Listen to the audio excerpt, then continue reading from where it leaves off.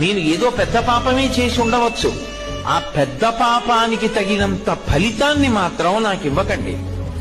అంత పెద్ద అశుభవార్త నేను వినేటట్టుగా చేయకండి.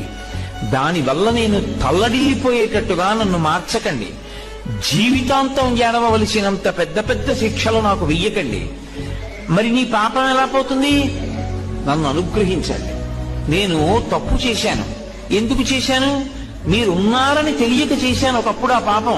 ఇప్పుడు తెలుసుకున్నాను మీరున్నారని, కాబట్టి నేను చెయ్యను. ఇప్పుడు నేను ప్రయత్నపూర్వకంగా ఏ తప్పు చెయ్యట్లేదు, కానీ అప్పుడు చేశాను. ఈశ్వర, మీరు నన్ను మన్నించి ఆ పాపము యొక్క ఫలితాన్ని ఇచ్చేటప్పుడు బహు తక్కువ చేసి ఇవ్వండి. నేను భరించగలిగేలా ఇవ్వండి తప్ప నేను భరించలేనంత దుఃఖాన్ని నాకు ఇవ్వకండి. ఇది నోటితో అడగక్కర్లేదు. ఈశ్వరుణ్ణి ప్రార్థన చేస్తాడు. వాడొకడు ఉన్నాడన్న నమ్మకం